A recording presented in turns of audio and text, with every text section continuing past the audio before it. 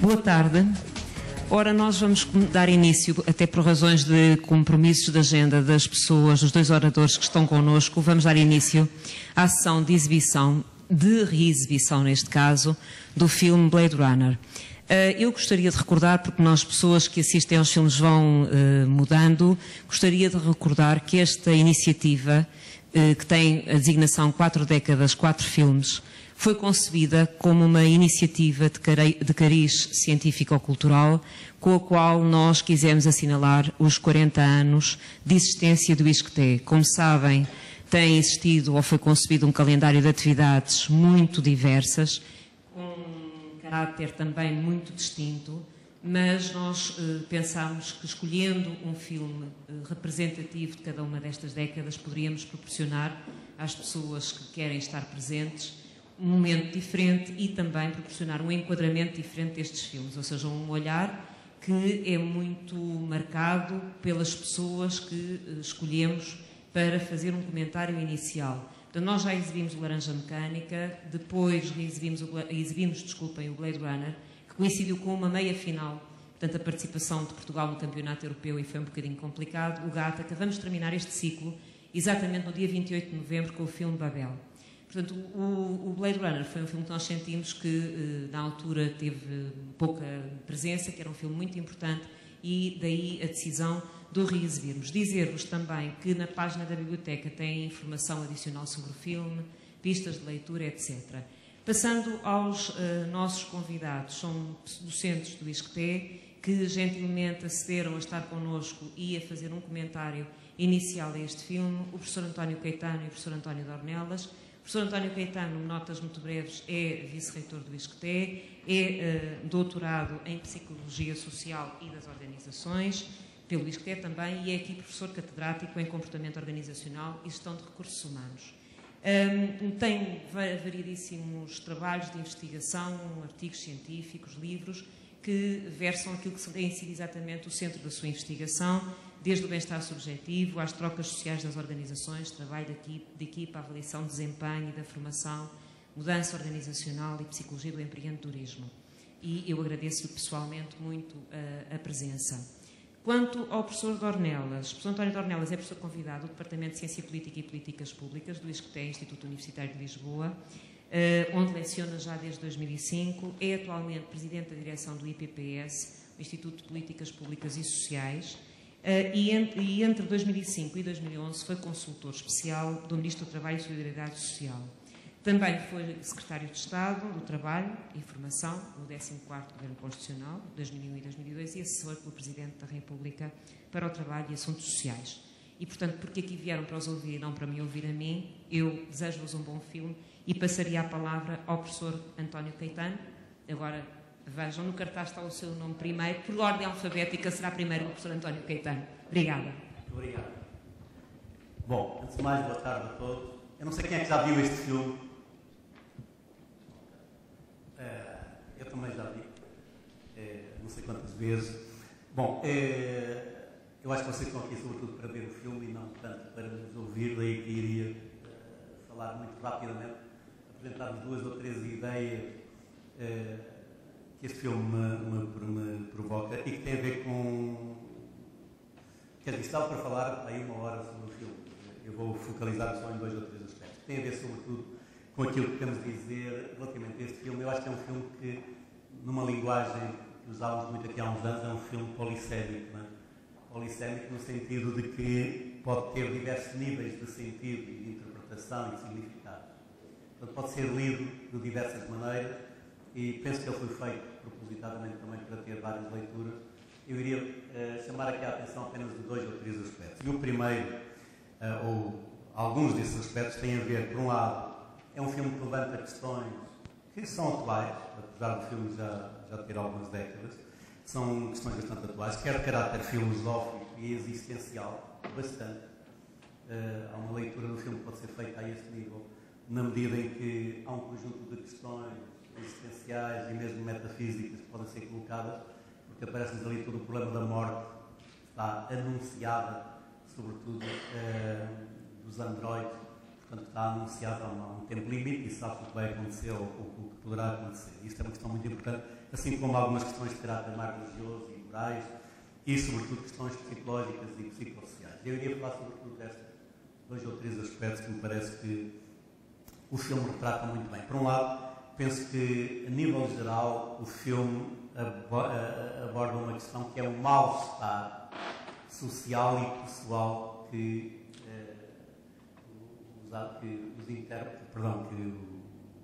as pessoas ali apresentam. Há ali uma questão fundamental que é curioso. O filme passa supostamente daqui a 6 ou 7 anos, ao ver em 2019. Portanto, nós vamos ver com alguma antecedência aquilo que nos vai acontecer daqui a 7 ou 8 anos, ao ver.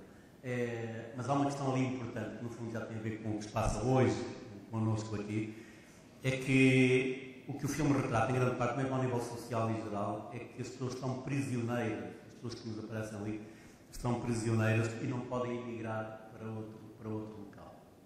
Como se fosse um castigo. E num outro local ou no espaço, ao que der no espaço exterior, é que está a felicidade. No fundo é quase o que está a acontecer hoje em Portugal. Portanto, as pessoas têm que emigrar e ali queriam, mesmo que quisessem emigrar, não podem, a maior parte deles não o podem fazer, estão condenados a continuar ali. Portanto, o paraíso está no outro lado.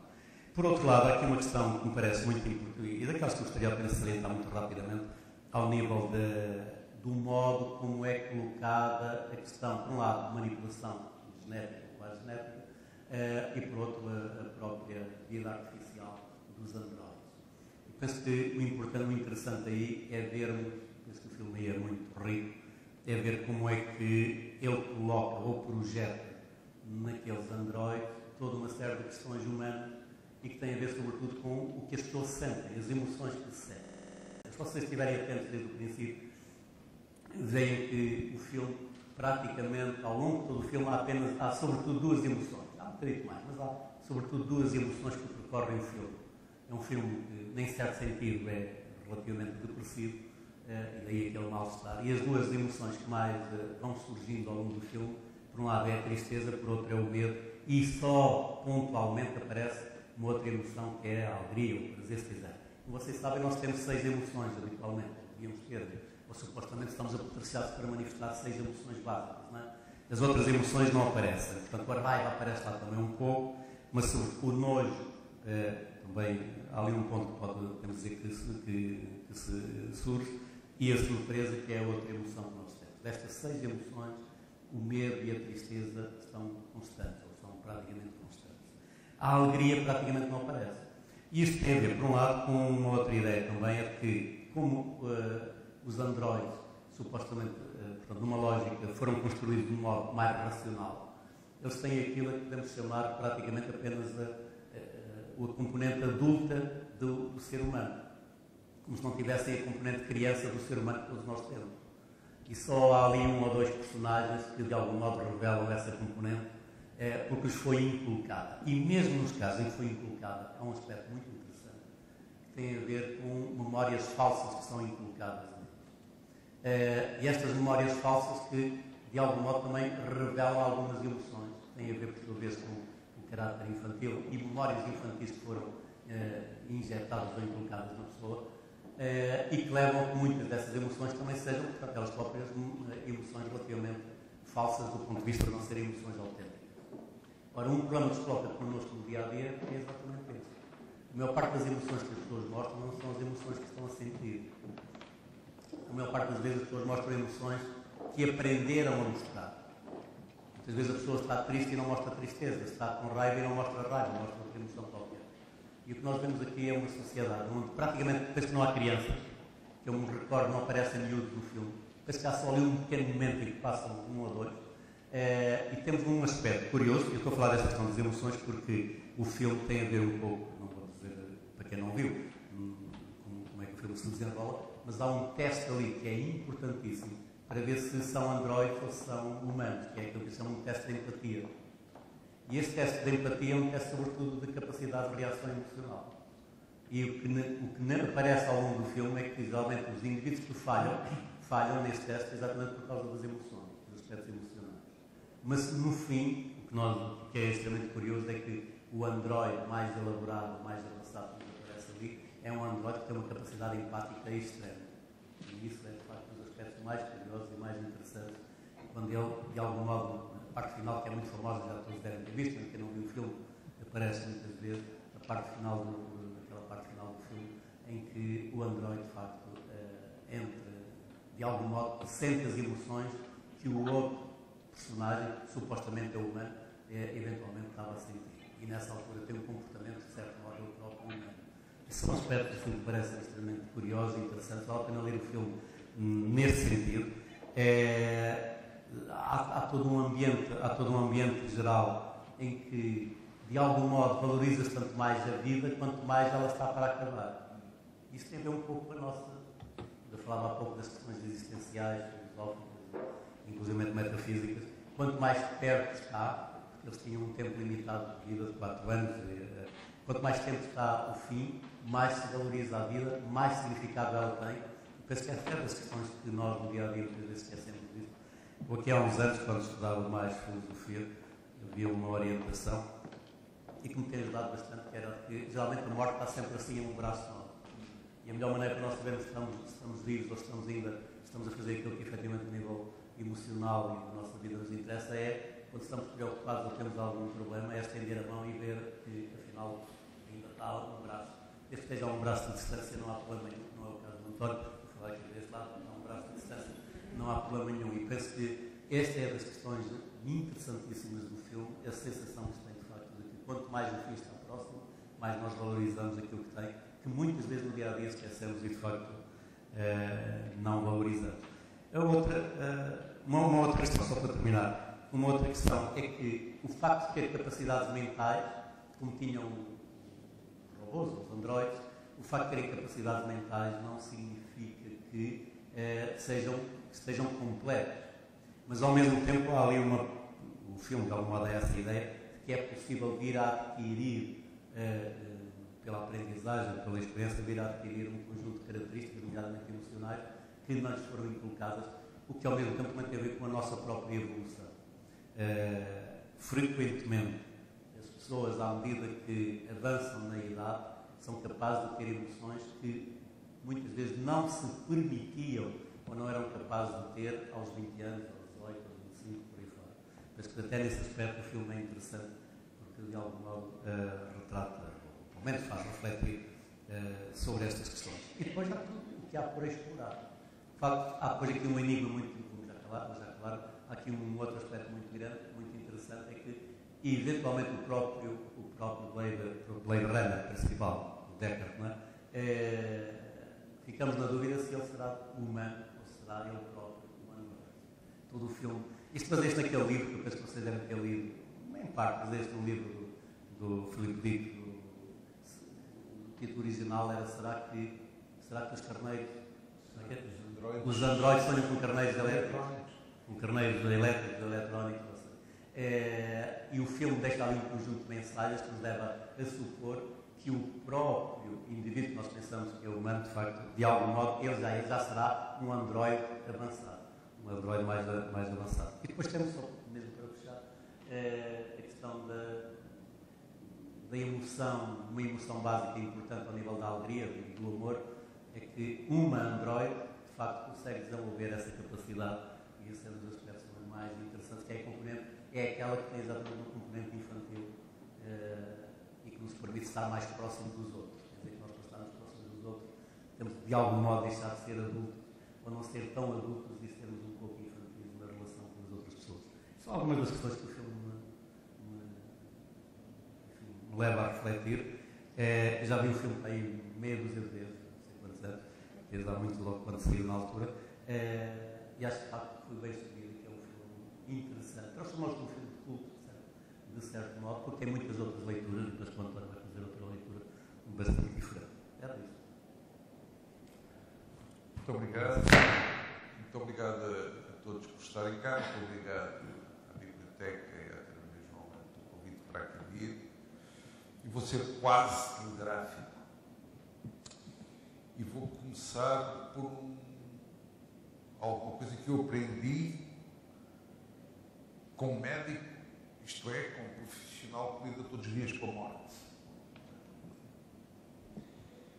esse médico é um intensivista, portanto, está permanentemente a lidar com os limites da tecnologia para salvar vida, tem frequentemente um problema ético, que é de saber até que ponto, a partir de que ponto deixa de ser legítimo tomar a decisão de não prolongar a vida ou tomar a decisão de prolongar e condenar o sujeito que é objeto dessa decisão a uma vida inferior ao que nós julgamos que é típico dos humanos. Eu vivo há muitos anos, graças a esse médico, por causa da médica, vivo há muitos anos o problema do relativismo da morte. É das poucas coisas que nós temos certa quando nascemos. É que um dia morreremos. E, no entanto, nós vivemos a morte, a ameaça da morte, a possibilidade da morte, como queiram chamar, de forma muito diferente segundo a nossa vida. Se já vivemos uma situação próxima da morte, isso tende a alterar os nossos comportamentos e as nossas valorizações da vida de relação cotidiana. Pelo menos, eu diria que sim. Julgo que há, para além da questão da morte, de que já falou o António Catano, há três questões principais que o filme põe. É verdade, que isto se pode ler de muitas maneiras muito diferentes. Uma delas é puramente estética. O filme é um filme belíssimo, como terão a ocasião de rever uns e de descobrir outros. E, ao mesmo tempo, um filme que coloca uma questão que é dos limites da verossimilhança. O filme é de 1982. E, no entanto, eu não consigo pensar naquela Los Angeles daqui a meia dúzia de anos sem me dar conta de que as pessoas já não comem em restaurantes, comem na rua. Já não comem hambúrgueres, comem comida orientalizada. Não é bem comida oriental, é orientalizada. E já não falam inglês, falam uma espécie de patuá, que mistura palavras chinesas com palavras inglesas, e há uma linguagem que permite a comunicação sem correção gramatical. Verificarão os que nunca viram o filme que o ator principal se faz entender mais por gestos do que por palavras quando quer comprar uma refeição. E a língua que ele fala é qualquer... A língua que se fala na rua não é sequer a que ele está a falar com o cozinheiro a quem vai comprar a refeição. Portanto, o primeiro problema é o problema da verossimilhança, e esse problema antecipa uma questão que é completamente contemporânea, completamente dos nossos dias, que é da desterritorialização. Ao falar da comida, e ao falar da língua, e ao fazer as opções que o filme faz, o que estão ali vistas são dois limites claros do que habitualmente nós usamos para definir o Estado-nação. Já nem a língua é confundível com nenhuma das que existem, em 82, quando o filme é feito, nem a comida, que é uma forma de afirmação cultural muito significativa. O segundo problema é de saber qual é o limite para a artificialização. É um problema que eu comecei a perceber falando com essa médica. Até onde é que nós podemos ir? No dia que dispusermos das tecnologias para nos replicarmos em seres feitos à nossa semelhança, mas que não são detentores dos mesmos direitos e deveres que nós codificamos na Declaração Universal dos Direitos do Homem, estamos ou não estamos nós a voltar ao velho problema do Bartolomeu de Las Casas, que discutiu na corte do rei de Espanha se aqueles seres esquisitos que não vinham na Bíblia e que eles tinham encontrado num continente que também não vinha na Bíblia e que nós hoje chamamos América, se eram seres humanos e, portanto, filhos de Deus e, portanto, cristianizados e, portanto, titulares de direitos, ou se eram os animais, umas criaturas muito capazes de produzir nos engenhos de açúcar, na mineração do ouro, mas não sendo titulares de direitos, suscetíveis daquilo que, sendo nós teríamos de classificar de expulso. E é isto que me remete para o terceiro problema. E essa é uma das razões pelas quais eu gosto muito do filme, é por causa destes três problemas. O terceiro problema é o do relativismo ético. Quando nós julgamos, fazemos-o com quais critérios? Com base numa ontologia, e, portanto, se nós dizemos que os índios americanos são seres humanos, atribuímos um conjunto de direitos, se lhes negamos a humanidade, desapossamos desses direitos? Muito bem. Então a questão é, qual é o critério? É o da semelhança? São humanos os que são como nós? E então qual é o nosso critério para julgar os que são diferentes? Eu deixo-vos com estas três questões.